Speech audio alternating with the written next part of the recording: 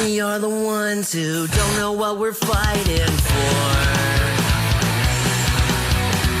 Give us a gun and send us all off to war.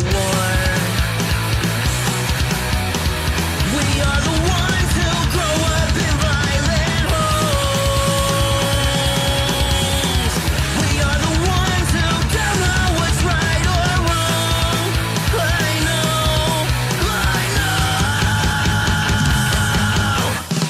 We are the ones. We are the ones. We are the ones who were born into war. We are the ones. We are the ones. We are the ones who just don't give a fuck no more.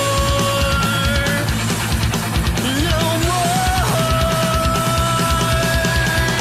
We are the ones who don't know why we're losing score.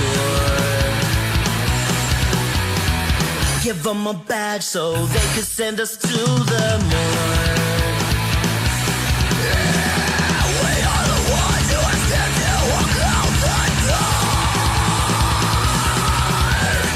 We are the ones who don't know what we're dying for. I know. We are the ones. We are the ones. We are the ones who were born into war. We are the ones. We are the ones.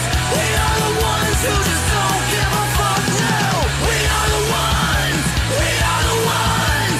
We are the ones who were born into war. We are the ones. We are the ones. We are the ones who just don't give a fuck no more. No. Get off his fucking neck. Let me shoot you.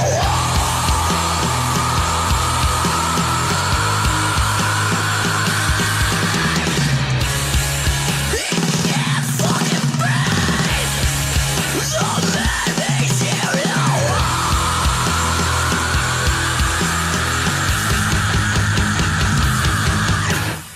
We are the ones. We are the ones. We are the ones who were born into war. We are the ones. We are the ones. We are the ones who just don't give a fuck now. We are the ones. We are the ones. We are the ones who were born into war. We are the ones. We are the ones. We are the ones who just don't give a fuck no more. No.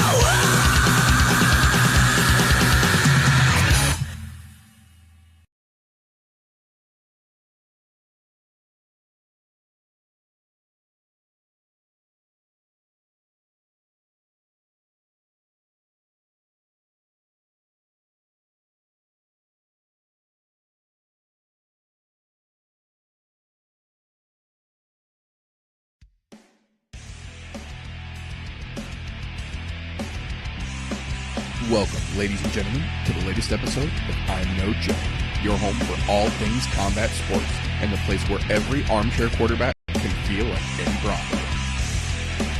The views and opinions presented on the I'm No Joe channel belong solely to the person expressing them, no one else.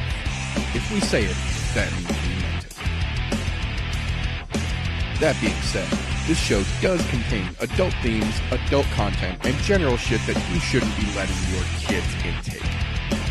Be advised, viewer discretion is recommended. Proceed at your own risk. You've been warned.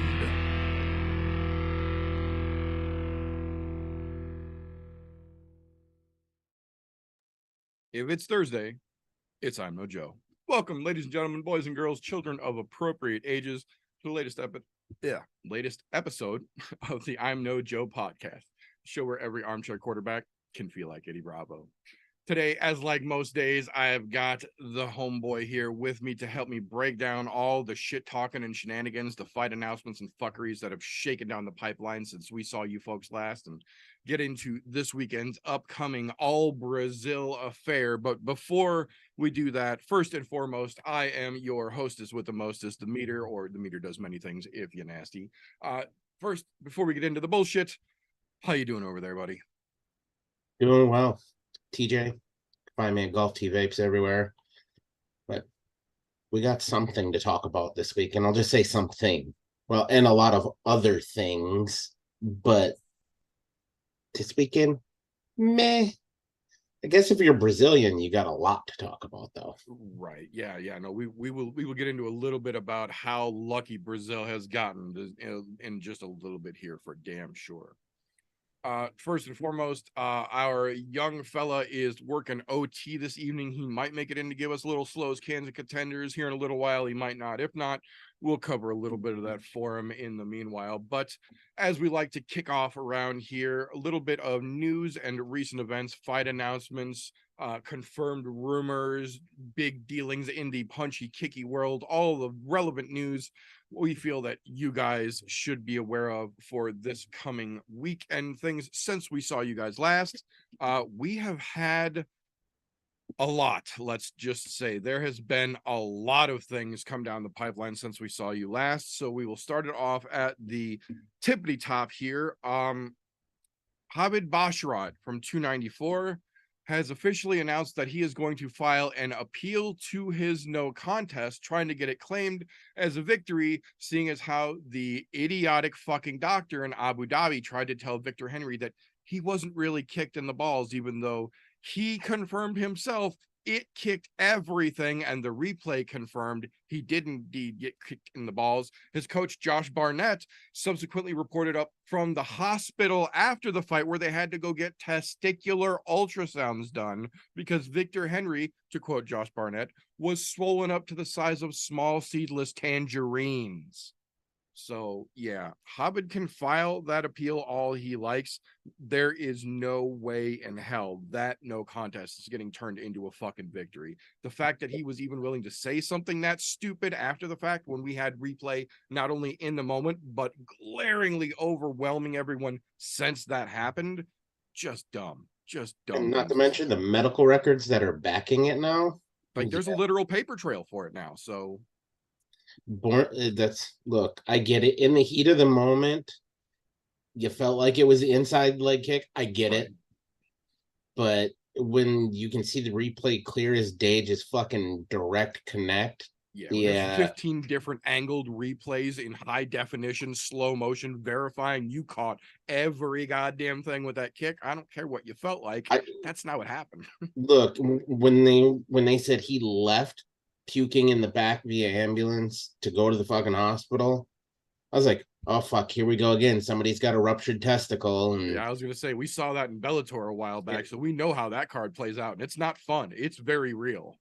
Yeah, and it's unfortunate because he wasn't trying to kick him there. Yeah, it wasn't an intentional foul by any stretch of the imagination, but it was a clear fight-ending foul. So yeah. Sorry, buddy. You ain't getting that W. The downside to that is, being as it's a fight-ending foul, I really don't think they should be no contests at that point. I agree. They should be a loss on your record because you fouled him that bad that the fight had to stop. I agree. But then again, the commissions see it a different fucking way where it ends up being a no contest. So, what are you going to do? Exactly. But bringing us, excuse me, a little closer to the present, a little bit in the future here. We got word this week that basically every UFC card, literally including this weekend's upcoming card, all the way till the end of the year, has had massive shakeups. There have been visa issues, there have been injuries, there have been fight cancellations and reschedulings, there have been movings and rebookings.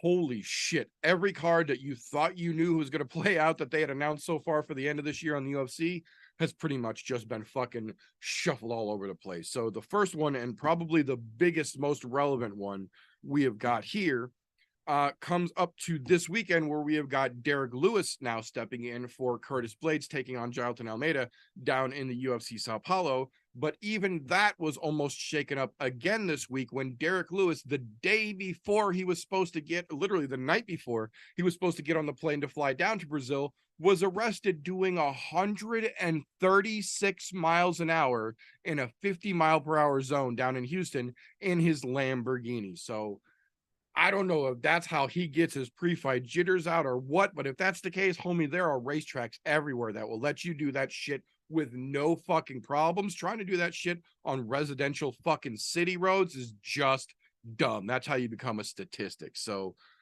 now in Derek's defense, he has come out and said, if you read the police report, they said that guy had hair. He is clearly bald. That ain't me. He's using the old school Shaggy defense. Wasn't me.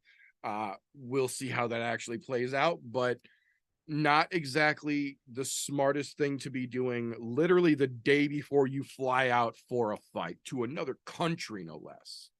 Yeah. Let alone, I'm pretty, if it's really not him and it was somebody else, we'll see. But how many Derek Lewises are there In right Houston. there in Houston with fucking Lamborghinis? Right. Yeah, I guarantee you there's not that many if there's more than one. Yeah, I'm just saying, if look, the shoe fits, man, you're running that marathon whether you like it or not. Right. Look, to be honest, they fucking love him there. You fucked up. You weren't on drugs. You didn't kill anybody. You didn't get in an accident. So you Right. got all that going for you. You're probably going to lose your license for like 6 months. Right. Drop in the fucking bucket. No big deal. Learn your lesson. Don't do that dumb shit again. But right before a fight, like, this fight could have gotten canceled because if they decided to keep him, if they'd have held him overnight, then the whole fight would have been off because he would have literally missed his flight to Brazil and might not have been able to get there in time. Yep. So here we are. Hopefully this is a lesson learned scenario if he is the person that did it, because at this point it's still alleged because there's been no conviction. So correct. So that being said, that'll bring us to next weekend's UFC 295 card, which has quite literally almost been Yahtzee style thrown in a cup, shaken, and then poured back onto the fucking canvas to be restructured almost top to bottom here.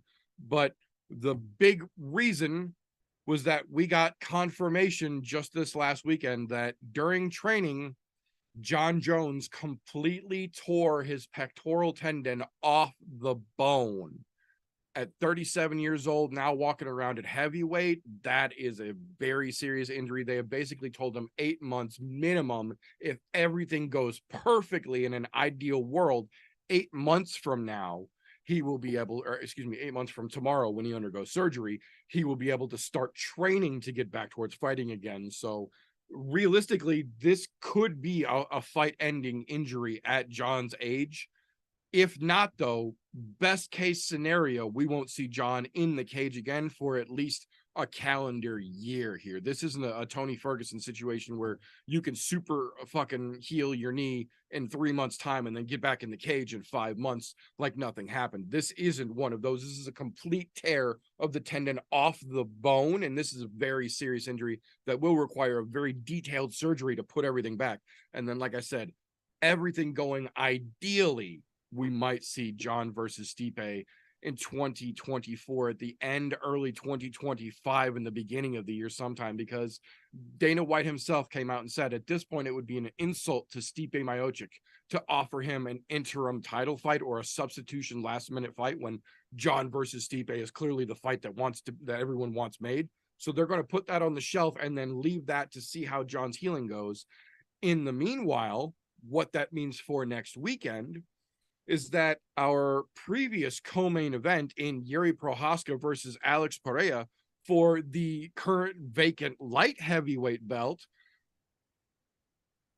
is going to get, how should we say, a little bit of an oomph. It now becomes the main event, but to take its place as co-main event, we now, on, I believe it was 9 days notice from the time contracts were signed and it was confirmed, we get Sergey Pavlovich versus Tommy Aspinall for the interim light heavyweight belt still next weekend as the co-main event, 5-round title fight for the interim status to go under Yuri versus Alex, which has now become the headline as the 5-round lightweight main event. So both belts, technically speaking, on the line next week, and albeit not how anyone thought they were going to play out at this point, but we still have a double belt card going down in Brazil for the UFC next weekend, and that makes everything still very, very interesting in the divisions, in my opinion. Oh, it does. And to be honest, I like that interim for the fucking heavyweights, because that's two right now deserving heavyweights that deserve to get that shot at coming back. And I mean, Tommy came out, did work on his first fight back after fucking knee, and that Russian is a scary sumbitch. And knowing that both of those guys rarely make it out of the first round, I don't think we see that fight go 5 rounds. There's no way in fucking hell. I agree. Not a snowball's chance. I will say the only thing that I don't like about this is it's, for all intents and purposes, it's meaningless. The fact that they're calling it the interim championship is a little disingenuous, because Dana White himself said when John's healed, he's fighting Stipe. So whoever wins this, all you did was secure yourself as the next runner-up guy, because Stipe is still ahead of either one of those guys, no matter how they win, how spectacularly. Dana's already said the Stipe versus John fight is the fight that's going to be remade, and whoever wins this basically gets the next crack at the winner of that. So they're really kind of in a Justin Gaethje situation here. Like, he might have the BMF belt, and Dana said that it makes sense for him to get the next shot at the title, until a week had passed and things had settled down. And now Dana's saying, well, he might have to fight someone else for the BMF belt, because we've got Charles stepping in, who still deserves his shot at Islam. And now Islam's also talking about going to 170. So everything in every division right now is kind of fucking crazy, to say the least. Yeah. Injuries are a motherfucker, man. It throws wrenches in all kinds of things. And unfortunately, I think the biggest problem is they're saying 8 months for Jones to come back. That's 8 months to come back healed. That's not to get trained for a fight, which just to most fight camps again, 8 to 12 weeks long. So you're looking at another 2 to 3 months on top of that. So you may as well call it an entire calendar year. And at that point, why are we not stripping Jones? Take it. And just giving a unified title to this now fucking co-main event this weekend. Yeah, especially considering how John got this belt, because Francis Ngannou, on an injured knee, told the UFC, I need 4 months to be ready to turn around. And they said, no, if you can't be ready in 3, we're going to strip you. But they're willing to give John here essentially a year plus and make an interim in the meanwhile, as opposed to stripping him, which they really should have at this point.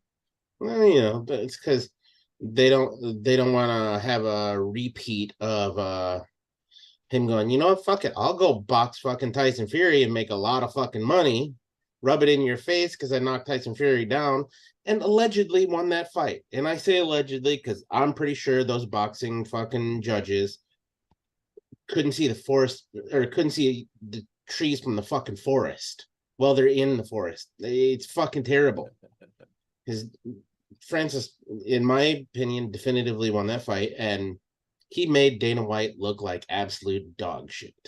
Yeah, had the Fury Ngannou fight last weekend been under MMA rules, Francis Ngannou absolutely would have fucking runaway destroyed Tyson Fury. The fact that it was under the boxing rules, and the ABC rules for boxing are a little different scoring wise, it was definitely a controversial fight. The CompuBox stats show, in my opinion, kind of what the judges saw there. Yes, Ngannou was landing bigger shots, but Fury landed literally almost 3 to 1 what Francis did. And in MMA, damage rules everything. That knockdown plus the fucking big shots he landed would have absolutely won Francis that fight. In the boxing world, the fact that strikes overall matter more than the significant big strikes do, and Fury just numbered Francis to fucking death. Well, he did in the rounds that he won, but he didn't win enough rounds to actually beat him, in my opinion.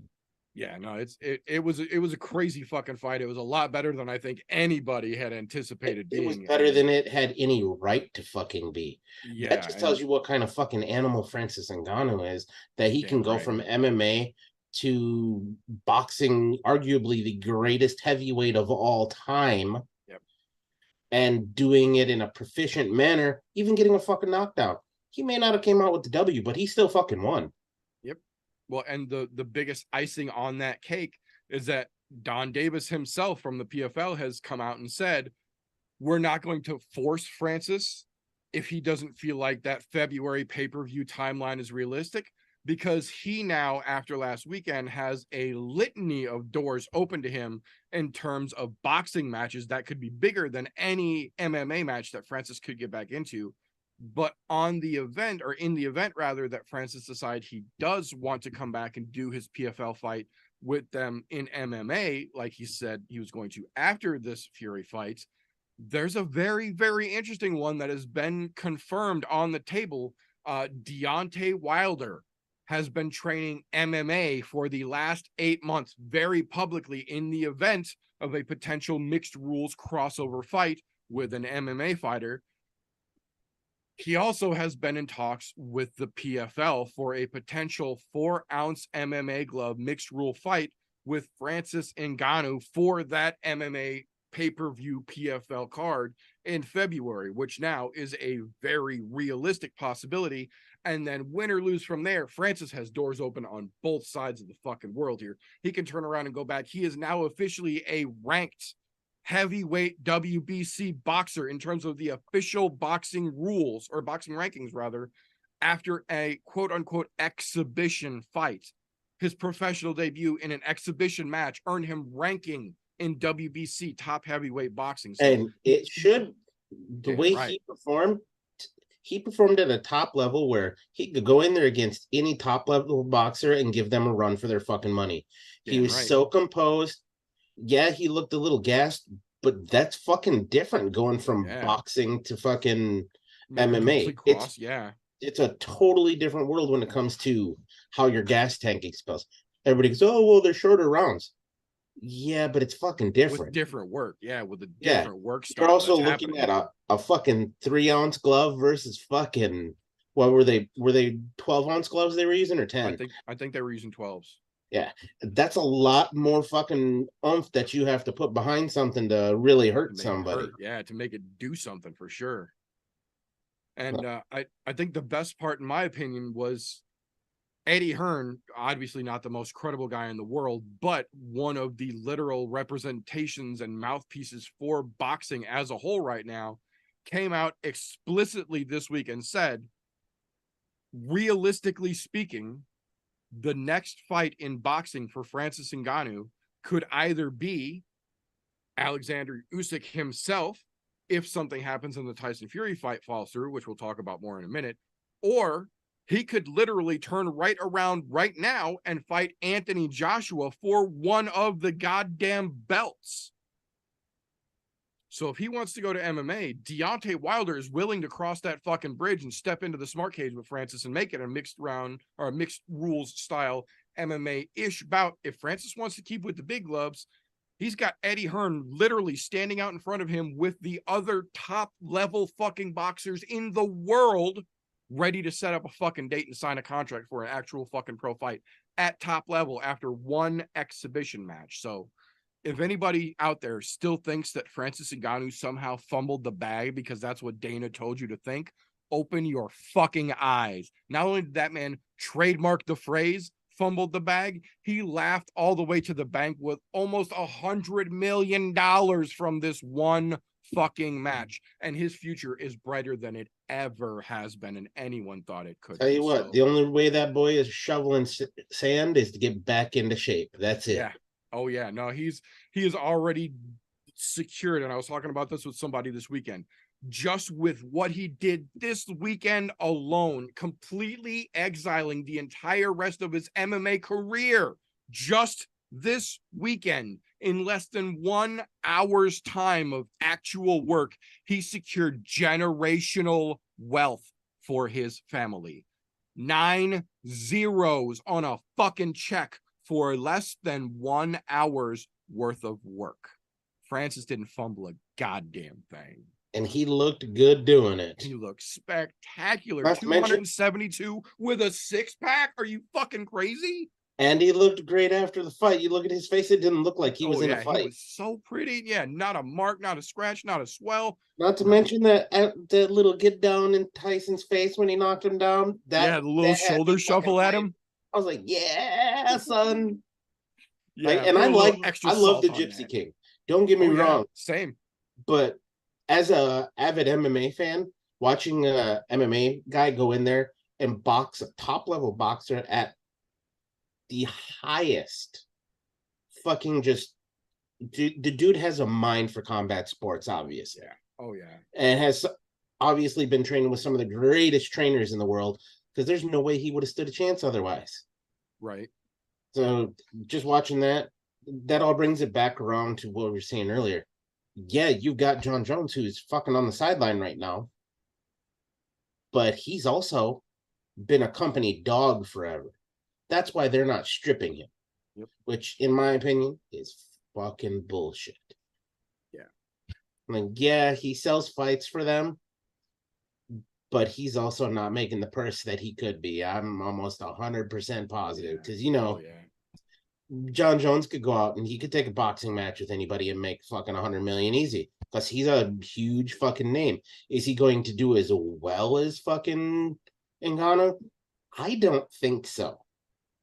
Well, and maybe not the main point, but I think one of the most relevant points that a lot of people seem to be missing this weekend from this last weekend is that, whether you want to acknowledge it or not, Francis Ngannou just did to Tyson Fury what everyone has been hoping to see happen in the influencer boxing world for the last 3 fucking years. How many MMA fighters have gone over into the boxing world to take on someone that they're supposed to be able to just walk right the fuck through, and ended up, best case scenario, looking okay, worst case getting laid the fuck out and ended up with a stupid tattoo on their fucking finger? And then here comes Francis Ngannou, the one that everyone counted out while they've been hyping up every other MMA guy that's making the crossover. The one guy that everyone pretty much fucking counted out from the get-go makes the crossover and does what none of the rest of them have been able to do, and makes it look fucking easy to boot. Without a shadow of a fucking doubt, he made it look easy. Now, if the rest of them could get their shit together and start pulling that off, we'd see a completely different landscape in boxing and MMA as a whole.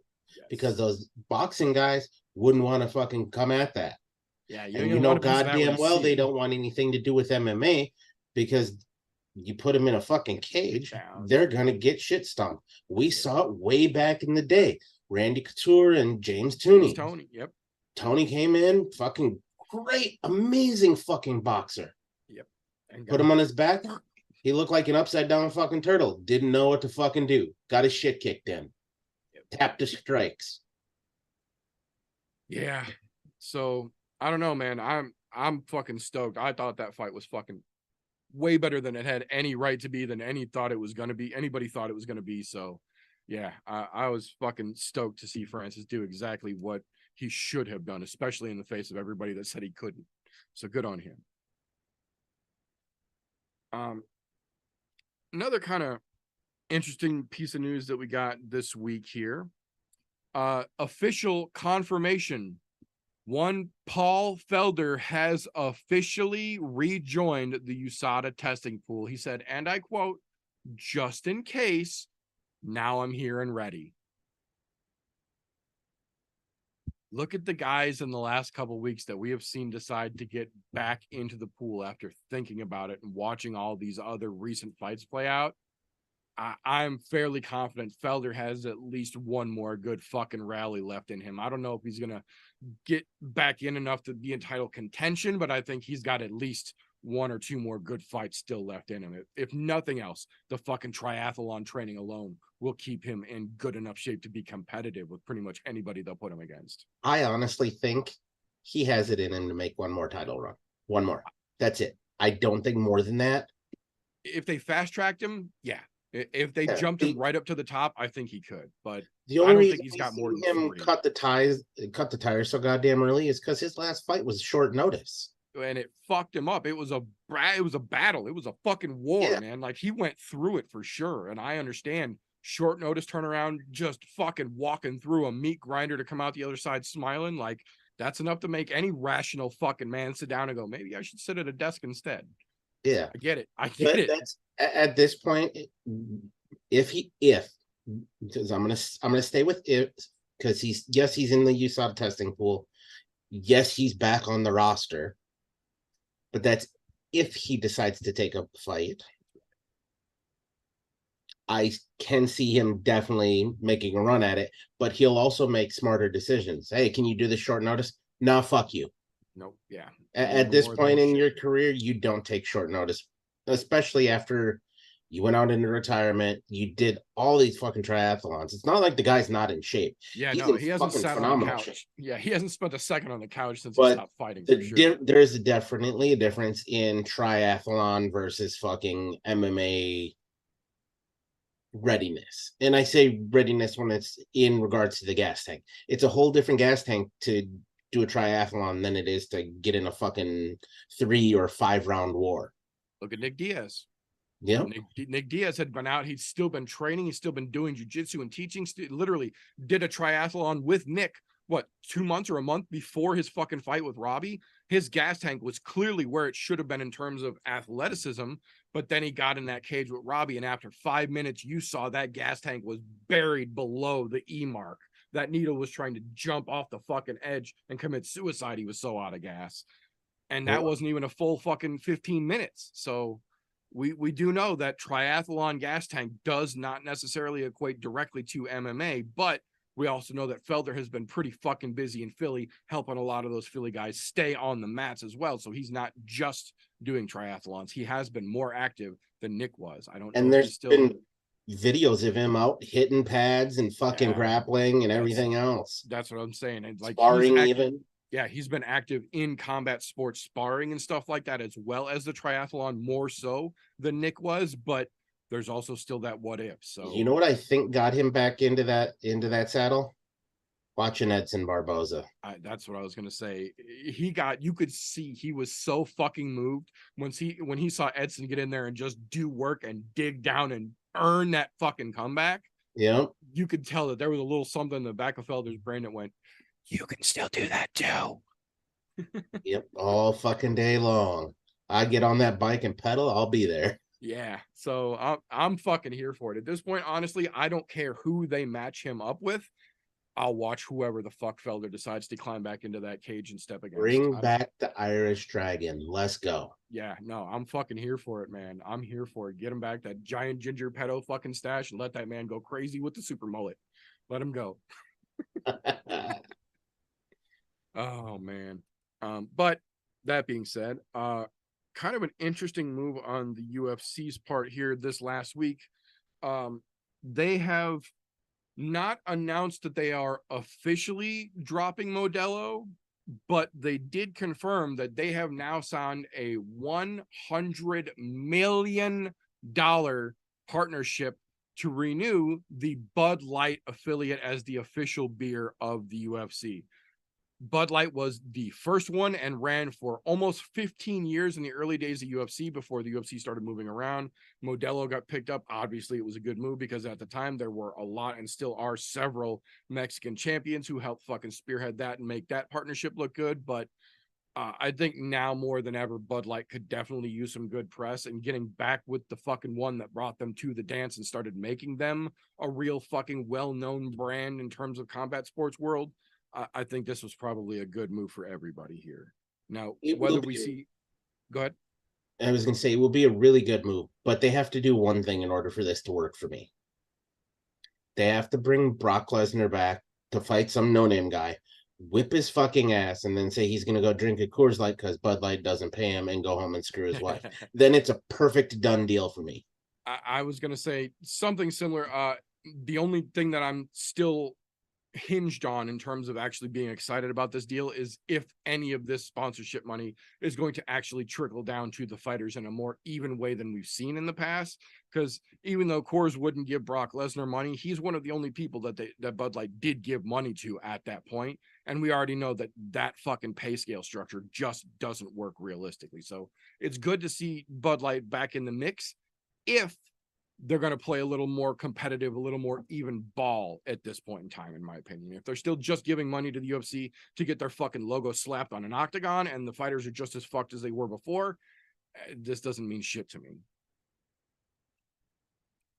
But hopefully, being as how we know a little more about everything in the combat sports world and how the sausage is made, so to speak, we'll see that get trickled down a little bit more so everybody gets a little piece of it.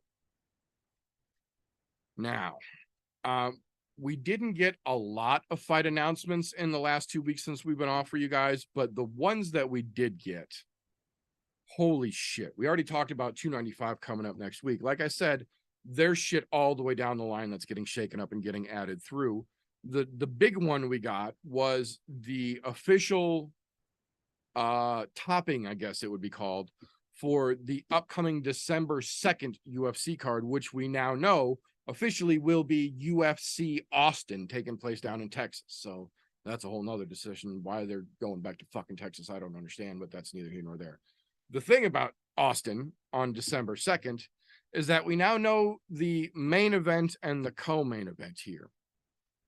The co-main event will be a rare 5-round non-title co-main event in Dan the Hangman Hooker versus Bobby King Green for 25 minutes, which is a spectacular fucking fight and a fight night co-main 5-rounder. Yes, please. I'll take that all day.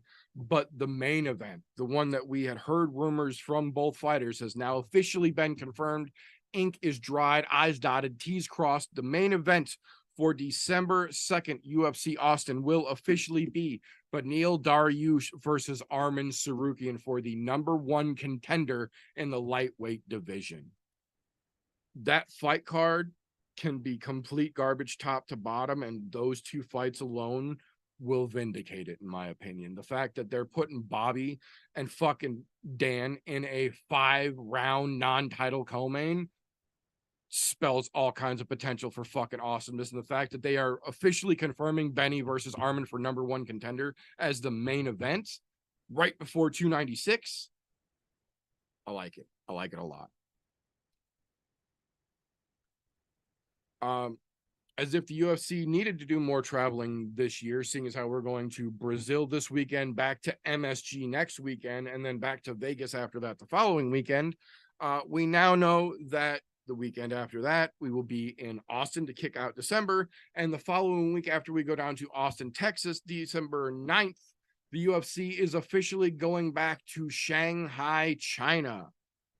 Interestingly enough, the UFC was very excited to announce they are going back to Shanghai on December 9th, but not excited to announce any of the fights that will actually be taking place on that card yet. None. Not the main event, not the co-main event, not a fucking prelim starter. They have announced 0 fights. We are just over a month and a week from that card on the other side of the planet, and they have yet to announce any of the fights that will take place on it. So the next couple weeks worth of news, I am telling you right now, are going to be filled with fights getting made as quickly as they possibly can confirm to start filling that card up.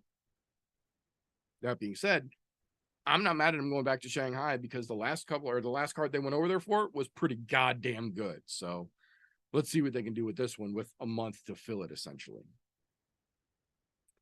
The following week after that, the following Friday, December 15th, fight fans get a trilogy we possibly thought there was a chance to get, but essentially had written off as just never being made. Well, the MMA gods have smiled down upon us once again. We are now officially getting the trilogy. Anthony Pettis versus Benson Henderson 3 will officially take place December 15th at Karate Combat.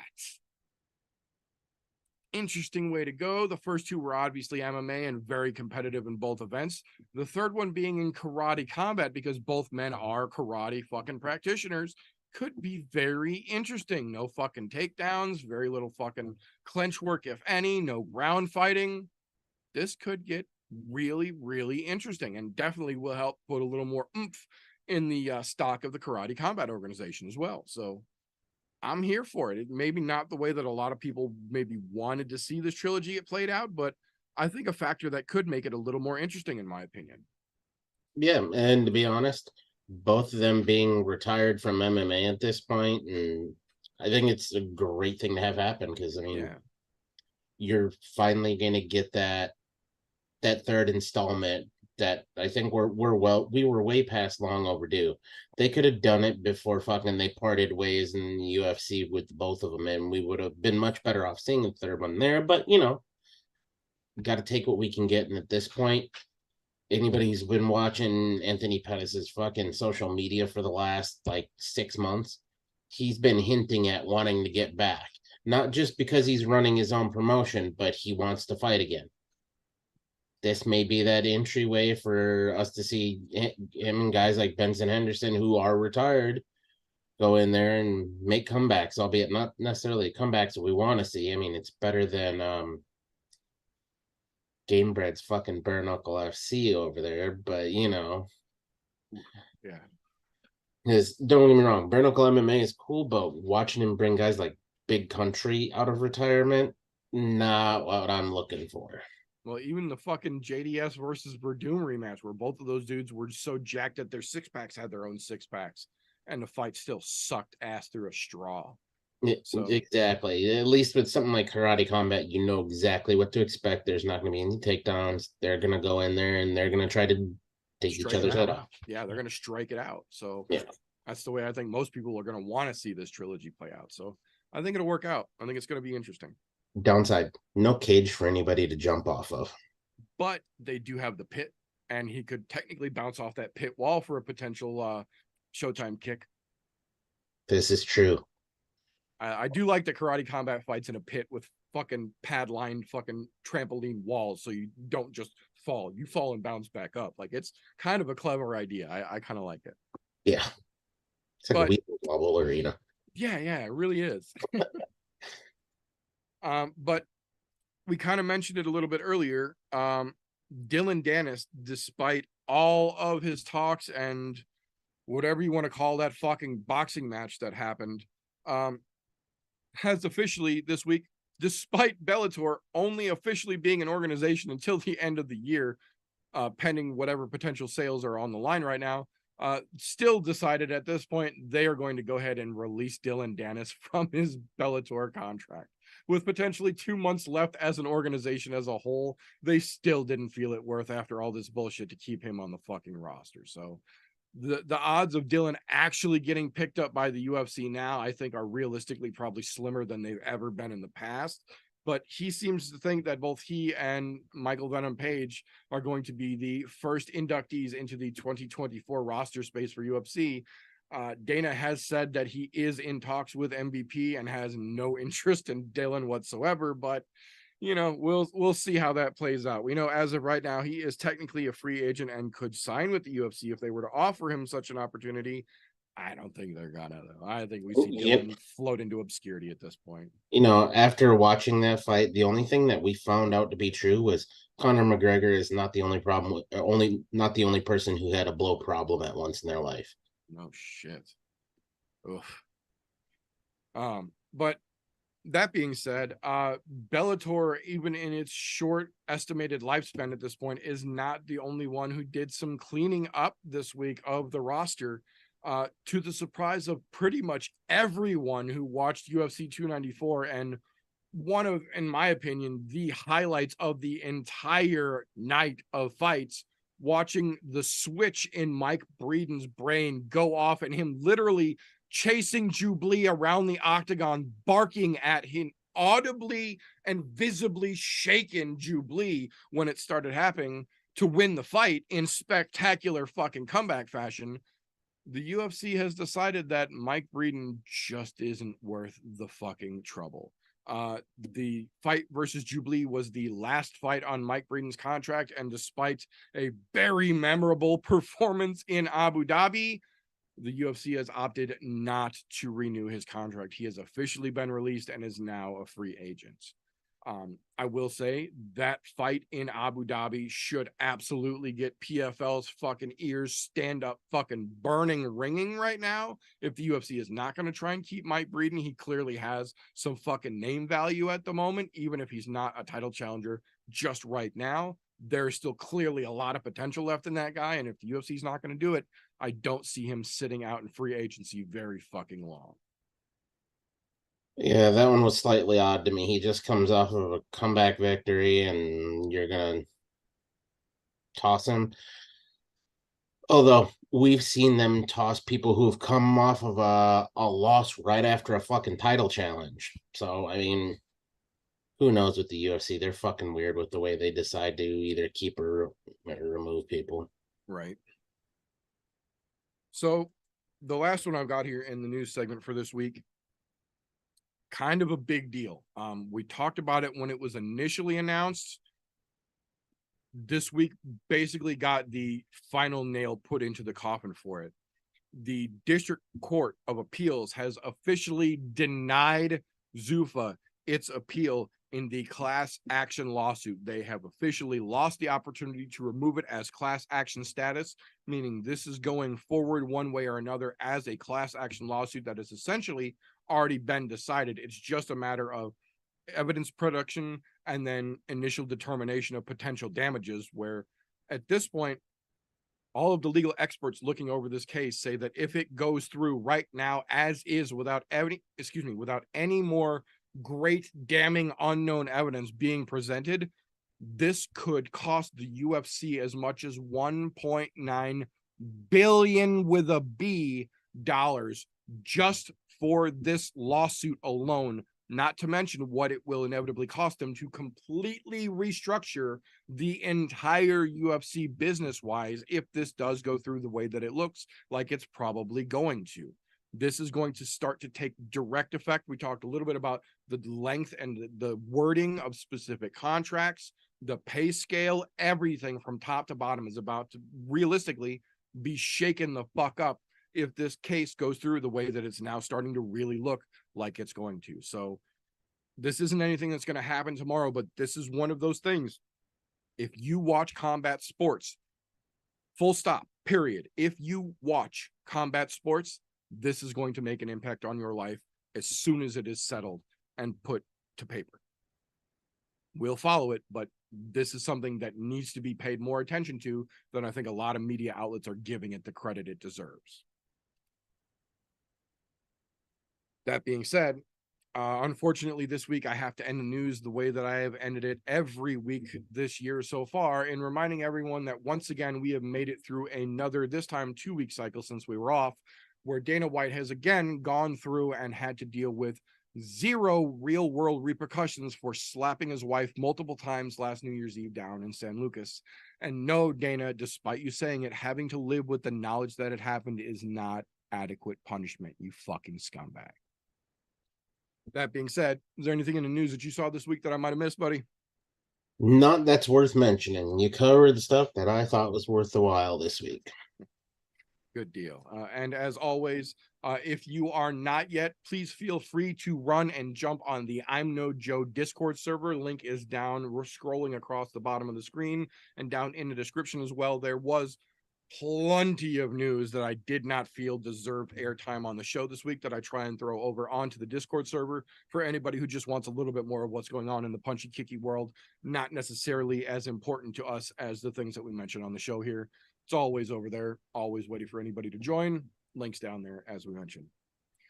That being said, though, this is normally the point in the show where our bona fide young person would come in and finger the pulse of the MMA world for us and tell us all about the who's who and the who is not going to be who, and let us know what the future holds in its slows, cans, and contender status. But this week, like I mentioned earlier, our young guy is working OT, can't hold it against him for that. So in honor of our slows and contenders slows, cans, and contenders segment for our homeboy, we are going to give a quick little glance to this weekend's upcoming UFC Sao Paulo card. Who do you think stands out to you as a can and contender for this week, TJ? Well, I'm gonna go straight can all the way and just go a whole fight. Angela Hill and Denise Gomes. Denise Gomes has looked like shit. She got KO'd in the last round out in August. And well, Angela Hill, the company man, woman in this case, air quotes for those of you that are just listening. Uh, all she does is take whatever fucking fight they give her whenever. So that's why she's getting can fed Denise Gomes. So, but as far as an actual individual can on here, I have to give it to Vince Pichel because he he just has not been cutting it as of late. He looked like when he first came into the UFC that he had some potential, but that shine immediately went away. Don't get me wrong, the dude's going to go out on his shield, but he's going to go out, and unfortunately, it's going to go to an undeserving Ismael Bonfim. So here we are. We got the fucking Bonfim brothers on the fucking card again. Ismael being the lesser of the two, in my opinion. And here we fucking go. I mean, he did get fucking get Ismael Bonfim got fucking subbed in his last one out too in the first fucking round. Yep. By old Sandani. But you know, here we are. Now on the other side of that coin, I'm going to say in the co-main event, Gabriel Bonfim. He's going to be my contender this week because of the two brothers. I have to mention this. He's the only one that I think might be worth the damn. Might be. We tend to see in this a lot, whether it's a husband and a wife, a brother and a brother, sisters, whatever. One is always vastly better than the other. And I think in this case, it's Gabriel over Ismael. That's just the way it fucking plays out. Unfortunately for Ismael, you're fucked. But I think your brother actually has legitimate potential compared to what Ismael has. I'm not saying it's great potential, but he has potential beyond where we've seen what his brother looks like. Shit. Yeah, no, I definitely agree 100% on that for sure. This one's a little tough for me. I'm not going to say that every fight on this card is trash, but every fight on this card isn't great either. In terms of contenders, I really only have one on this card that I'm actually genuinely interested to see how it goes out and see. I think he's got a real good chance, and that is Armin Petrosian taking on Rodolfo Vieira. Rodolfo Vieira is another one of these Brazilians that was supposed to come in with all the hype in the world and just derail everybody they put in front of him until he runs away with the belt without breaking a sweat. And it's kind of gone the complete opposite. We know that Vieira is capable, but since he's got to the UFC, he just hasn't been able to fucking show any of it, really. And Armin Petrosian on the other side of that just kind of slipped into the UFC with this quiet, humble fucking sense about him and has been quietly tearing his fucking way through everyone that they have put in front of him. I think this is going to be another one of those times where we got a guy who should have been great and isn't really living up to it. A guy that came in with really no hype and is just destroying everybody that they fucking put through him. I think Petrosian has a chance to shine real bright this weekend. Good God, yeah. On the other side, though, I definitely agree with the Bond theme. We talk about it all the time. I'm so happy for brothers, sisters, spouses that you can train together, found, mutual love in mixed martial arts. But we know for a fucking fact, without any shadow of a doubt, that when those two people, whether they're siblings, spouses, what have you, signed to an organization, whether it's Bellator, UFC, one, doesn't fucking matter. It is almost impossible for both of them to actually have the amount of potential required to competently compete at the UFC or the Bellator at a professional level. We are starting to see now that though the Bonfim brothers might have been good enough on the smaller circuits, might have been good enough on the local circuit to be a thing, when we get towards actual UFC level of contention, Ismael just doesn't fucking have it. I'm not sold that Gabriel has it either, But of the two brothers, he clearly does have a better rounded skill set and more potential, in my opinion. Whether he can actually capitalize on it or not still remains to be seen. But I definitely think he has the better opportunity to capitalize on that potential here. For me, I've actually got 2 whole fights that I'm willing to throw into the whole fucking contender or the can, throw them in the trash. We don't fucking need either one of them here. And luckily for us, they're back to back. So I'm going to have a half an hour point where I don't have to give a shit during this card. Chao Barhalo versus Abus Magomedov is one of the dumbest fucking fights they could have put on this fucking card. He's literally only here because Chao is fucking Brazilian. And there is literally a Brazilian in every single fight on this card. The one following after it was as well. Rodrigo Nascimento versus Don'Tale Mayes. I get that this is a fight night, and fight night is where you put fights that don't matter. But even for a fight night that doesn't matter, neither one of these fights deserve to be on the main card. And they are literally the Oreo filling in the middle of the fucking 7-fight main card that they're putting on this weekend. We don't need either one of them, let alone either one of them on the main fucking card. Both of these fights mean nothing for their divisions. They mean nothing for anyone involved in any of the fucking fighters, or any of the fights rather. And I don't have any fucks to give for either one of those matchups. So there's my half hour. I'll be taking a shit and dabbing.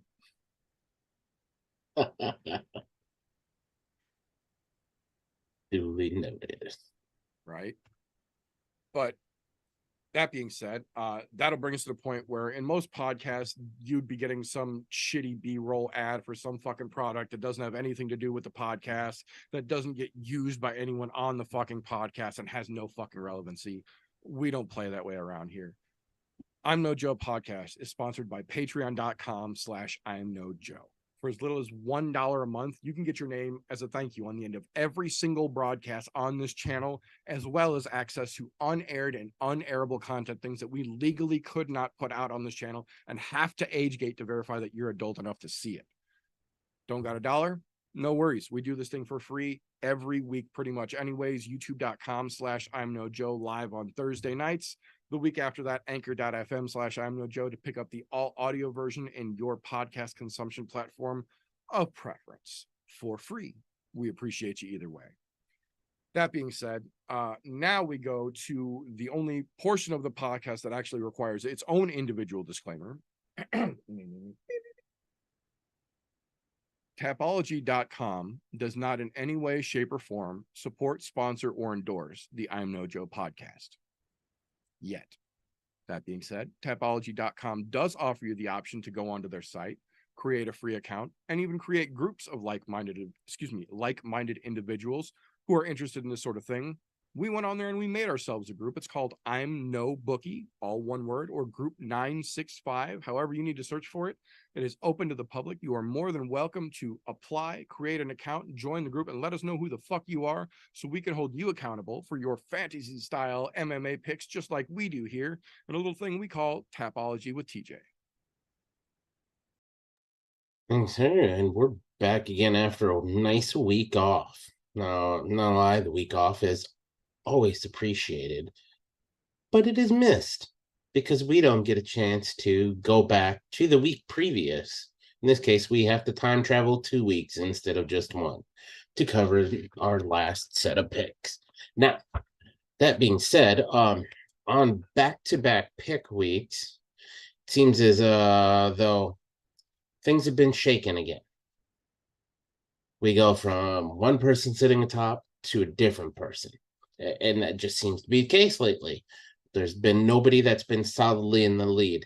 What I will say, though, is overall, our group picks over on I'm No Bookie have been solid, over 50% for the most part. Everybody's getting over that magic 50 hump. How this week coming into it, we're going all the way back to UFC 294, Makhachev and Volkanovski 2 on short notice. Boo. Unfortunately, because it was short notice, the fight played out like a short notice fight should. But here we are to talk about those picks. So, coming in the top spot currently is going to be Don Rivertour. 8 out of 13 correct. Narrowly edging out the misses. with 9 of 13 correct. Just because you got more picks right doesn't mean you actually won the group. The points matter. Don coming in fucking hot. 3 decision picks, 2 semi-perfects. Or no, excuse me, that was Donna. But where Don got him was 3 perfects. That's 150 extra fucking points. That was 10 points enough to outdo the misses. Well, guess we know who's been doing the dishes the last 2 weeks. Now, at the bottom of the pile here, unfortunately, on back-to-back card picks, Vindog Booty Hog. Had a bit of a rough go over there, but he'll bounce back as he always does. So got no worries over there. And to be honest, I think him and Christian may have been copying off of each other's homework again, because they're the only 2 that were below 50%. And the only thing that might have changed is they might, to make it look like they weren't CABing each other. For those of you who understand the CAB test taking thing, you'll get the joke there. If not, it's over your head, and we're gone past that. If that's the case, I think he may have added a little extra check mark in somewhere to get those extra points to beat his brother by a little bit. But what do I know? You live in the same household, chances are you might cheat a little bit. I'm not here to judge. I'm just saying. Now, based on that, tripping over the dick down there from Vindog Booty Hog, it's time for him to make his comeback. You know how he makes his comeback? He goes on to Tapology, gets into the I'm No Bookie group 965, just as you can sign up to do. You have that option available to you. Makes his picks for this upcoming week. Praise to God they're right, and the MMA God shine down upon him, and may he forever reign as king one day. One day. My hope is that it's going to be me this week, not him. No offense, but that's just how this fucking works out. Unfortunately, I was a middle of the pack guy this week. It just happened to be that way. So you too can get in on the action by, again, go to tapology.com, group 965, or I'm No Bookie. Links in the description below. Running across the banner, wherever the hell it is, join us. I will talk shit about you, praise you when you've done well. It doesn't matter. I will talk shit about myself when I've done poorly. Fuck, I thought I did a fantastic job.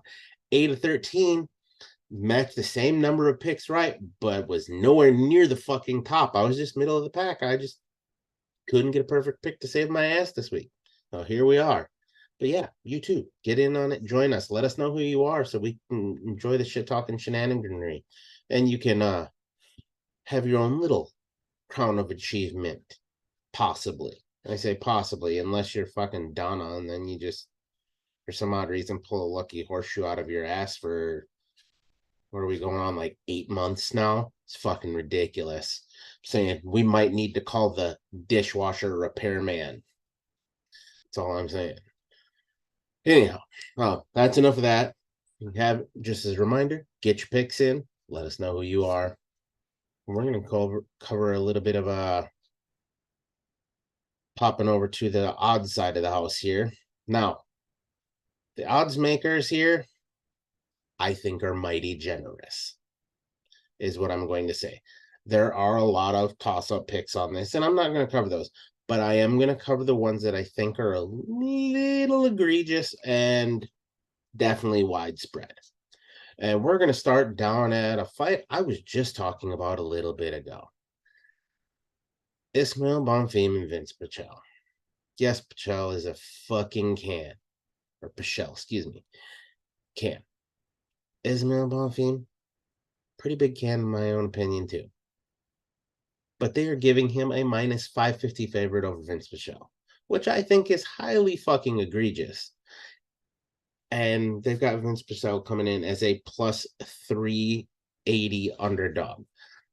So if you're going to bet, man, I'm saying bet on Vince. I don't like Vince. Like I said, I think he's a can. But he's also fighting another can, in my opinion. Just because you have a brother who does better than you doesn't mean you deserve the fucking glory, too. I'm just saying, I think the odds makers are fucked up here. Especially knowing as Ismail got fucking subbed in the first round of his last fight. Subbed in the first round. Not knocked out. Submitted. Let me reiterate that in case somebody forgot. Submitted. He tapped. He gave up. Yeah. Moving along here.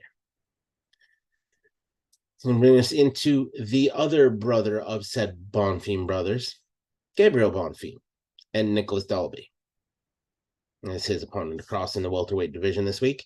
We've got Gabriel coming in at a minus 650 favorite over a plus 425 Nicholas Dalby. Look, Nicholas Dalby's never a walk in the park. I'm not saying he's a world breaker by any means, but he's a solid fighter. There's a reason why he's in the UFC, and he deserves to be there. Do I think the gap should be this big? No. Am I saying Nicholas Dalby's going to win? No. I think this is more of a toss-up fight than they're giving it credit for. So if you want to bet the Nicholas Dalby, feel free. I'm not saying you're going to win money on this one. But what I am saying is I think it's more of a toss-up than they actually think, than what the odds makers are putting out there. The other crazy one on this card that is absolutely wildly wide, in my opinion, although I think it should be wider now in lieu of recent events, is going to be the main event in Derek Lewis and Jailton Almeida. They have Mr. Almeida coming in as a minus 500 favorite over the Black Beast as a plus 360 underdog. When I first looked at this, I thought, wow, that's really wide. But then knowing what we know now, what's happened in the last week, I'm thinking they need to spread those odds a little more because I don't think somebody's head is in the fucking game. And if it is, and like you said earlier, if that's how you blow off steam to get yourself fucking hyped for a fight before a fight, okay. But still, don't think it's right. I'm just saying it's about that time that maybe we think spread those odds a little bit more. I don't think betting on the Black Beast this week is the best idea. I'm not saying he's not going to win because that dude has dynamite in his fucking hands, and all he has to do is touch him one time. One time. That's all it takes. We've seen it. It can be at the last fucking 10 seconds of a 5-round fight, and it can happen. We've seen it. But the odds could be a little fucking wider, in my opinion, right now. But, you know, I know they got to play it safe. There is one that I did want to mention here because I did see that I do not like the odds on, and I think they might be a little fucking backwards. And that's Abus Magomedov and Chao Barallo. They have Barallo sitting as a minus 300 favorite over a plus 240 in Magomedov. I don't think they should be that wide. I think that's, again, another one of those fucking coin flippy ones. Neither one of those guys are world breakers. Neither one of them are ever going to hold the title. But they could definitely have it a little fucking tighter. And I say never going to hold the title in the UFC. They might hold it in some other small organization, but not here, I don't think. Everything else across the board, though, pretty coin flippy, which is fucking amazing, to be quite honest. I would have thought that there would have been more. Would have thought that there would have been more wider odds on this card, but oh, wait a minute. There's one other one I forgot. I totally fucking missed this one, and I apologize. Eduardo Mora and Montserrat Ruiz. This was the other one that I totally spaced on. Just as I said earlier, Montserrat Ruiz, and actually, Montserrat Ruiz is a fucking can, and that fight actually got canceled. What am I talking about? No, it did not. I take that back. Ruiz, absolute fucking can. I'm thinking I got fucking, for some odd reason, I mixed up the two strawweight fights there, and I was thinking she's fighting Angela Hill. I'm fucking losing my mind over here. We're doing this live. Shit happens. No worries. Moving on. Anyhow, they have Montserrat Ruiz coming in as a plus 425 underdog, and Mora coming in as a minus 600 favorite.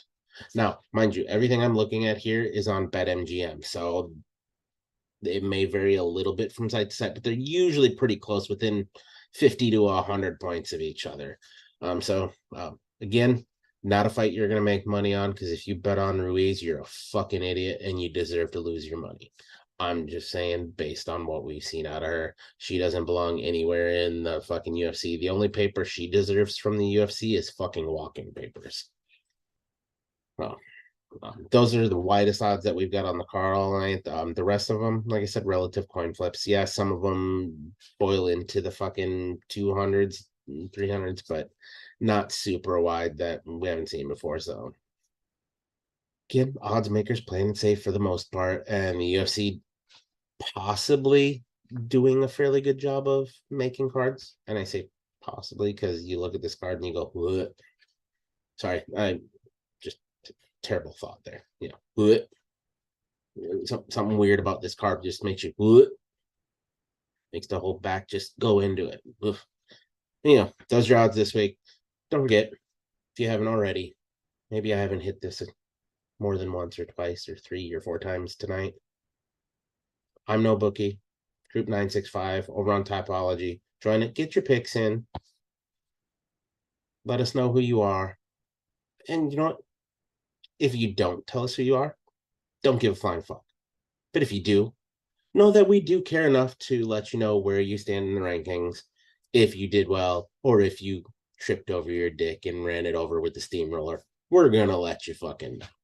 And if you're part of a 4-way double Dutch fucking dick bonanza, we're going to let you know that too, because we've had that in the past. That's what we got this week. We'll see you guys next week when we're talking pay-per-view time.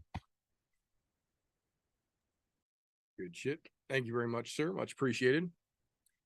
So with that being said, before we dive all the way in, get the full look on what to care about and what not to care about on this upcoming UFC Sao Paulo card, I do want to take just a quick little moment here and go over the full fight menu for everyone for this weekend, because it's not just the UFC. We've got a couple of cards going on.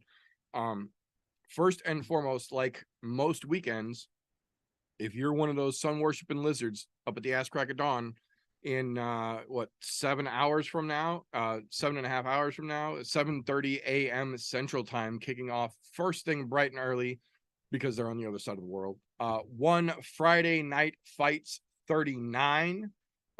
Again, this is one of those, the casuals are not going to know a lot of the names on there, but it's an actual true mixed martial arts card. There's 2 actual MMA fights, 10 Muay Thai fights, and I believe 2 kickboxing fights on this card as well. So you're going to get a true mixed martial arts experience. Following up from then, Friday night, our time here in the States, kicking off at 7 p.m. Central Time. The first one is One Friday Fights. I apologize. The second one is One Friday Night 16. This one is going to be on Amazon Prime here in the States, kicking off at 7 p.m. tomorrow night. This one's probably one of the more interesting cards that one has put on this year. This is Haggerty versus Andrade. This is Fabricio de Andrade, the current ONE FC featherweight MMA champion, crossing over to take on Jonathan Haggerty, the ONE FC's kickboxing featherweight champion, to try and hold dual belts at the same weight class in multiple different disciplines, rather. So very, very interesting matchup to boot. I don't know that Andrade has got what it takes to get past fucking Haggerty, but it's going to be interesting to see him try. We got Rotolo up here to keep everybody's wrestling interests up to date. Again, 4 MMA fights, 3 kickboxing fights, the Rotolo grappling fight, and then 2 Muay Thai fight in 4-ounce gloves as well on this Friday night card. Plenty of true mixed martial arts from ONE over the weekend. And then when we get over to Saturday, kicking off at 8 p.m. Central Standard Time tomorrow night, before Saturday, tomorrow night, Friday night, just after the ONE FC card kicks off, LFA 171, also down in Sao Paulo, Brazil as well. There are a couple of names on this card that the average casual will recognize, as well as the hardcores will know quite a few on this card. But that will bring us to the actual Saturday UFC Sao Paulo card, with the prelims kicking off at 5 p.m. Central Standard Time. Main card walks to start at 8 p.m. So with this UFC Sao Paulo card shaken up still as it were, there are still plenty of decent fights on this one for you to get excited about here. Probably the first one I would say I am excited just to see how it plays out, kind of getting slept on, in my opinion. Not a lot of love being thrown anywhere towards it. AlmeidaVsLewis dos Santos stepping in against Renak. What the fuck is his last? Fakhretdinov. The last time we saw Renat in the cage, he retired Kevin Lee, quite literally. I'm very curious to see if this is one of those situations where Kevin Lee should not have come back when he did because he clearly wasn't ready. Or is Renat really just this fucking quiet monster that some people are starting to say that he might be? Because Dos Santos is not a world breaker, but he's also very fucking competent as well. He's not going to be a walk in the park. This isn't a Kevin Lee type of fight. If Renat is actually capable, this could still be good for him, but it's not going to be easy either way it goes, I think. No, that one's going to be interesting because we're going to find out exactly what kind of fighter Renat is. Whether he is that world breaker that a lot of analysts are starting to believe that he is, or if he's just another run-of-the-mill, middle-of-the-line guy that proves that we knew exactly where Kevin Lee needed to be the whole time and where he fit in. And it wasn't in the UFC. I agree. What do you got for a slept-on fight over there, in your opinion, for this card?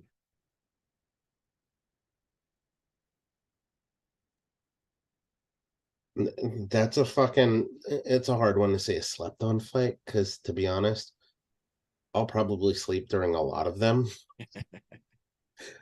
But I guess if I am going to pick one, I'm ready to see Mark DeKaisi. There's something about that Brit with his fucking bright red fucking mohawk that it's always fun to watch. He's fighting an unlockable character according to the UFC, which is fucking great because, to be honest, Mark has not shown an ability to string wins together. He is an exciting fighter to watch, but he goes down like a sack of fucking potatoes every time. And I think that's why he's so slept on, is because you see that bright red fucking skunk mohawk going on, and you're like, man, I really feel like he should be doing something really fucking cool, like action movies. Right. But instead, we get him in the UFC. He's got that head shape for action movies. Maybe he needs to make that transition, but you got to win some fights and get a little star power behind you before you can make that transition there, Sunshine. But there's something about that sumbitch that it draws me into watch him fight every time, even though I know the chances are he's probably going to fucking lose. Right. But he's had some flashes where I go, man, there's some shit that he could really be something if he could string something together and, well, learn some ground game. Because, to be honest, that is a lot of his biggest problem, is his fucking ground game is absolutely fucking horrible. But we've seen him string a couple of wins together, and then he'll have a couple of losses, then a couple of wins.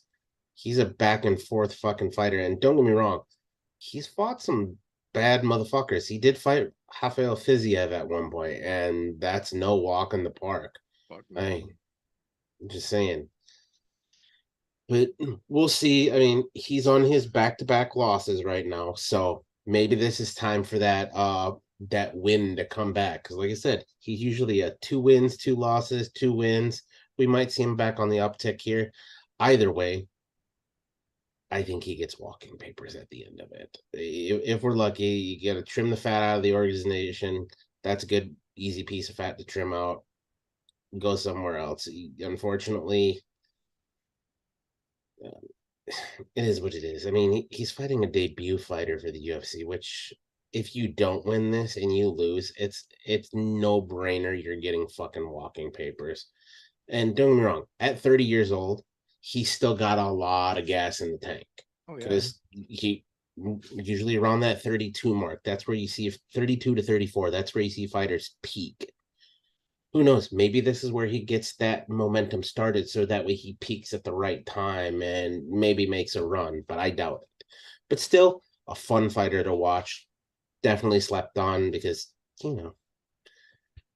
it's just a mediocre at best fighter, but he's always exciting to watch for some odd reason. Yeah, no, I completely agree. And just for point of reference, a lot of kids I'm guaranteeing aren't going to understand this, but I've been watching Mark DeCasey fight long enough to where in my brain, when I see his picture, I still to this day think, hooray, BR. A lot of you kids, fucking red stripe. yeah, a lot of you kids aren't going to be old enough to remember that fucking commercial, but I was drinking that shit when I was watching Mark fucking first start fighting, and that association is just stuck in my head ever fucking since, and it makes me giggle. Those were great commercials. Fuck yes, they were. Bad beer, great commercial. Yeah. Oh, but that being said, I'm pretty sure if you listened this far into the podcast, you've heard us talk more than enough about fights that are getting more hype than they deserve, and fights that don't need any excitement added to it. So we're not even going to worry about that. What I am curious about here is how you think this co-main is going to play out, because I'm right there with you. I think that Bonfim, or that Gabriel rather, is the better of the Bonfim brothers. Even then, I don't know how much weight that's actually going to hold. But like you mentioned, Nicholas Dalby isn't necessarily a world breaker, but he's never an easy fight for anybody who goes out there. So I'm wondering if this is one of those situations where Bonfim is in there because they wanted a Brazilian in every fucking fight, or if you think that he really might be able to get past Dalby in this one here. Here's the thing. When I said I see him as a contender, I don't necessarily see him winning this fight. Dalby has fought some fucking monsters in this division. Absolute monsters. Fucking D-Rod, even before fucking D-Rod popped hot. Dirty Bird, Tim Means, fucking his last fight, the fucking Kung Fu Russian, Salikov. Beat him by decision too. The dude's he's on I think Dalby's on a 3-fight win streak right now, if I remember correctly. Don't get me wrong. Bonfim's on a win streak, and he's fucking 15-0 as a professional. So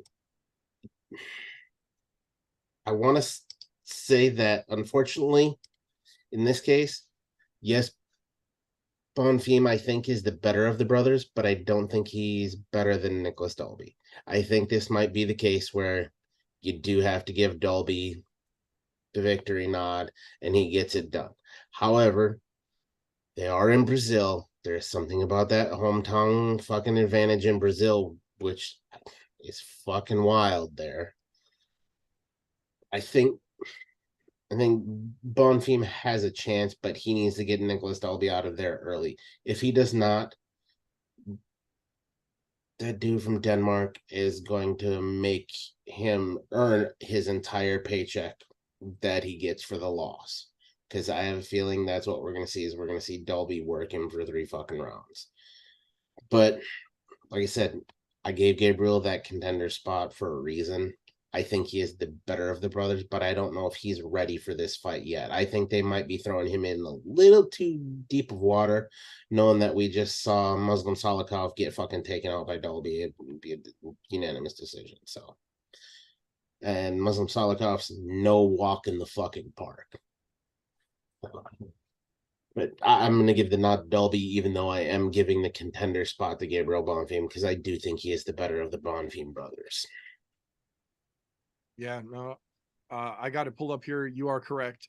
Dalby is on a 3-fight win streak, the last loss being to the Dirty Bird back all the way in 2021.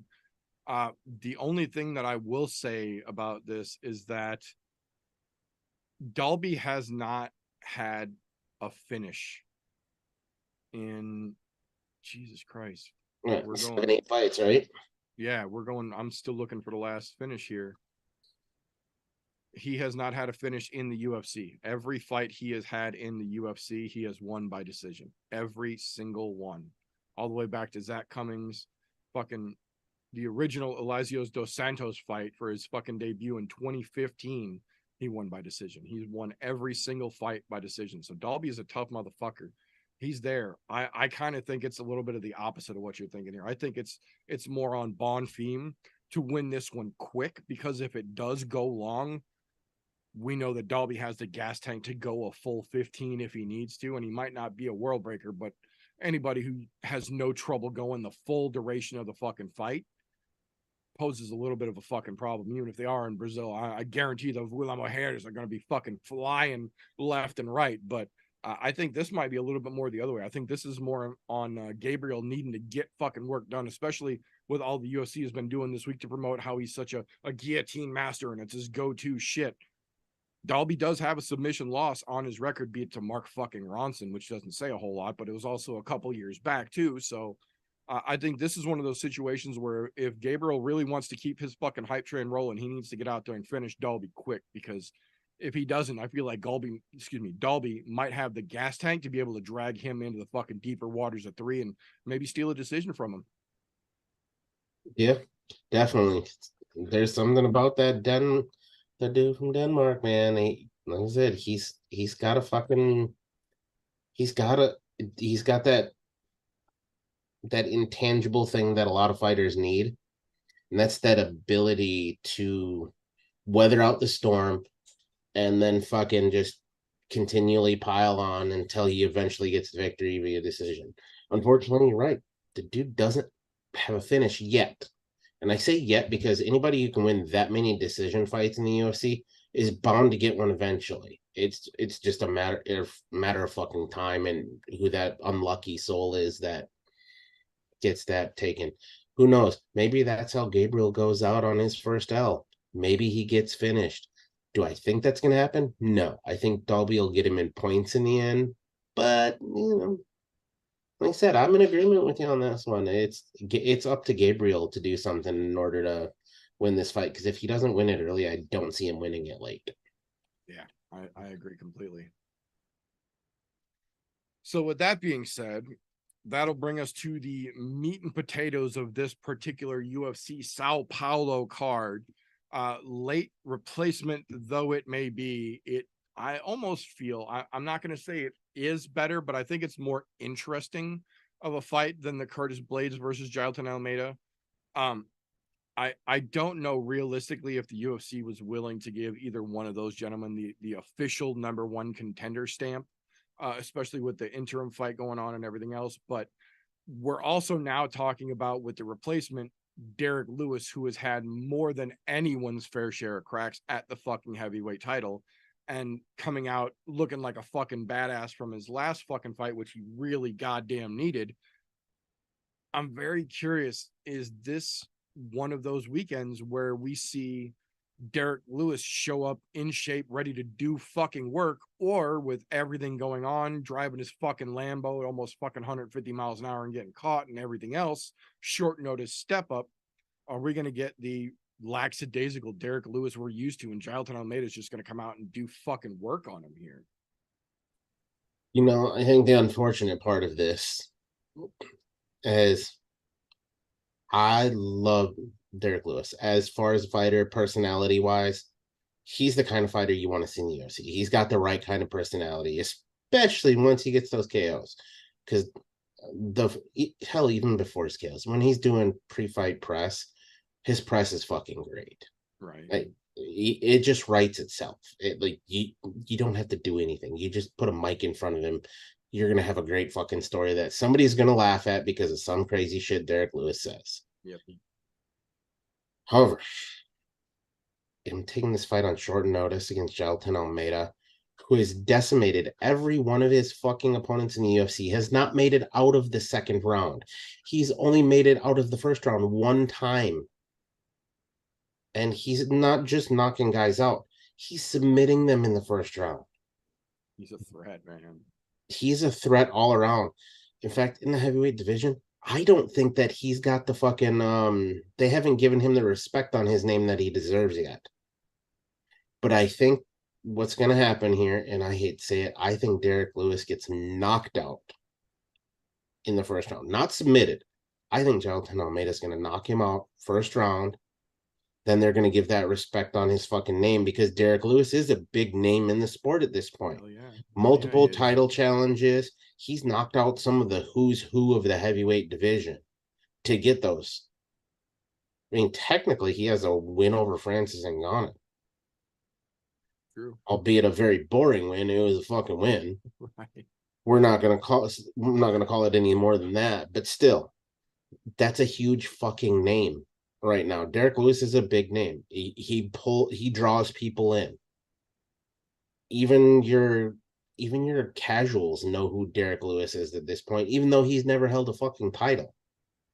Very true. Very true. So just saying, I think this is Gelatin's fucking rocket ship to the top to either blow up in the atmosphere if he fucking screws the pooch here, or it's gonna literally push him right up to that cusp of going, we have to give this guy a contender, a number one contender fight, or a top 2 fight, or top 3 fight, somewhere that puts him saying he can be next, or a backup for a fucking championship fight, Right. Yeah. Somewhere relevant.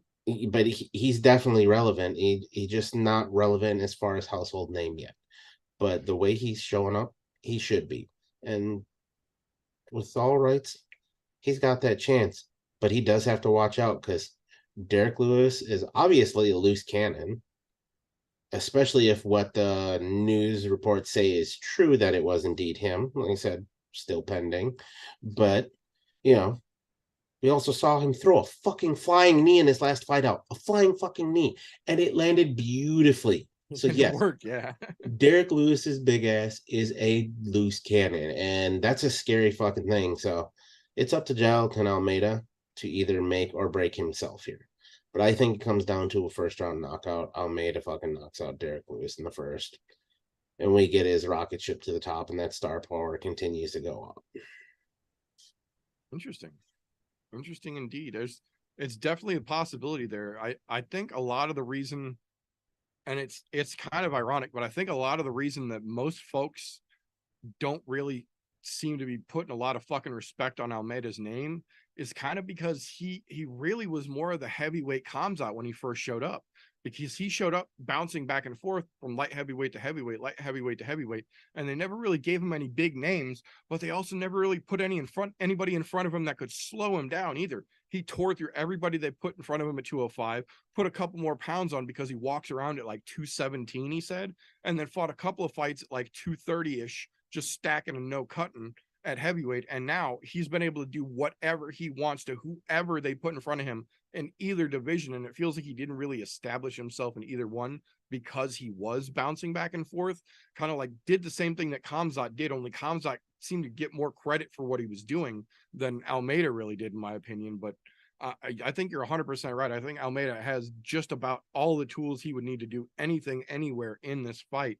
I think the real question mark, at least for me, comes down to, is Derek Lewis fucking around and being Derek Lewis, or are we really seeing Derek Lewis signing up for a paycheck knowing he's going to get well taken care of and not really training the way that he should be, like we've seen him do several times in the past? Because if he's just here to collect that check, I think you're 100% right. I think Almeida will get him out of there in the first round, whether it's fucking KO or sub, either way. I think if he's just there for the check, Almeida's going to make him fucking earn it. But if Derek's actually serious, this one could get real interesting, because as much as we've seen Almeida run through everybody they put in front of him, nobody he's faced really has that at any point knockout power like Derek Lewis does, because we've seen Derek Lewis get the shit beat out of him for 24 minutes and 35 seconds and then say, no, Volkov, this isn't how this fight's going. And out of nowhere, land a fucking boat anchor on your chin and change the entire dynamic of the fight and take it back in 10 seconds. Yeah, I think the only person he's fought so far that's similar or close to that was his last fight in Rosenstrike. Yeah. And other than that, no. Yeah, and even then, look what that fucking got him. That didn't fucking give him no trouble. So yeah, I think this really comes down to which Derek do we get, because we've seen Derek show up here for the paycheck, not really giving too much of a shit. And then we've seen focused Derek shows up with a genuine six-pack spray tan and does a flying knee. So, there's a possibility of either way shaking loose here. I think I'm more curious to see which Derek shows up than how the fight plays out, because if we see serious Derek here back, actually motivated, taking this the way that he should be as a fighter, this could be Derek Lewis back on track for some real interesting shit coming in the future. But on the other side of that, if we see Derek that clearly didn't give a shit and was hot rodding in his fucking Lambo the day before getting on a flight, and he's just here because he knows the UFC is going to give him a 7-figure check to fight this guy, win or lose, I think this is going to be the beginning of the end of Derek Lewis's name value start to really sink down at this point. Because yeah, that last fight helped him get out of a 7-fight or 6-fight fucking slump or whatever it was, but a 1 win and a 6-fight slump puts him right back into Smiling Sam territory again. And we know, as much as the UFC might like you, they won't keep you forever if you start losing a lot. And Derek Lewis is tap dancing on the line of a lot right now. Hopefully we get motivated Derek Lewis and we get a damn good fight. But I'm inclined to lean in your direction here as well. I think we got Derek who's just been fucking around too much. He's happy that the UFC is going to cut him a big check because they like him, and he's going to show up, and serious Almeida is going to fucking put a hurting on him. I don't think we get out of the first in this one either. I don't know if it's a knockout. I think Jarlton would much rather just grab his fucking back, take him to the ground, and be done with it. But I don't know if we see a second round in this main event. I think you're right.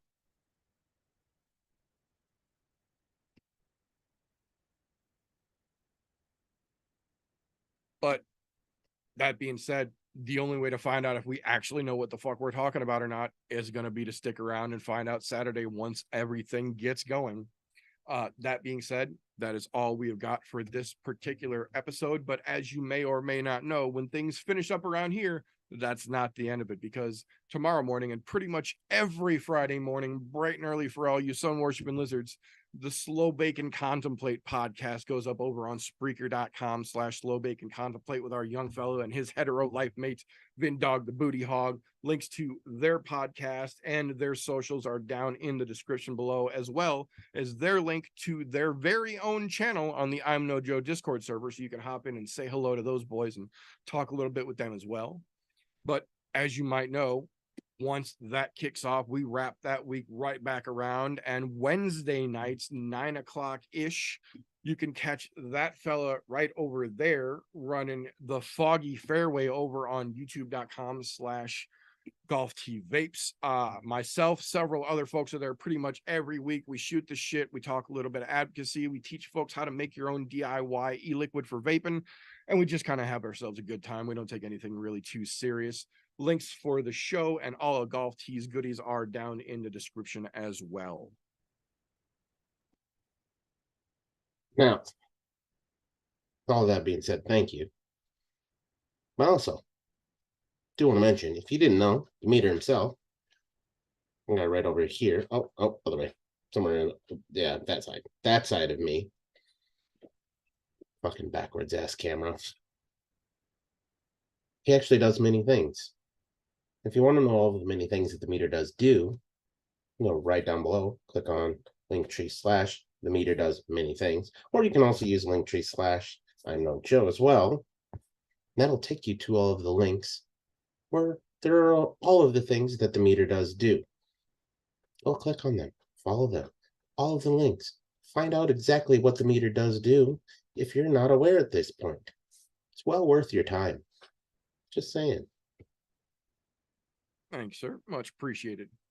That being said, that is all we have got for this particular episode. So whether you're here with us catching this live Thursday nights, youtube.com/I'm No Joe, or you're catching this the week later, whenever after that, over on the all audio version, words are live hard. Anchor.fm/I'm No Joe, your podcast consumption platform of choice, all available out there. Either way, we appreciate you sticking around. If you like what we do, make sure you give us a thumbs up, you are subscribed, and your notifications are turned on wherever you are getting this, so you don't miss an episode of that. On the other side of things, if you don't like what we get up to around here, first and foremost, what the fuck are you still doing this deep into a podcast you didn't enjoy? Give it a thumbs down, and then go fuck yourself. We won't even dispute it. That said, we are going to go ahead and wrap this one up for this evening. So thanks again to everybody tuning in. We appreciate you. Remember, don't let ignorance stop you. You can root for anything. Unless it's Dr. Eggman. Fuck that guy. Oh, yeah.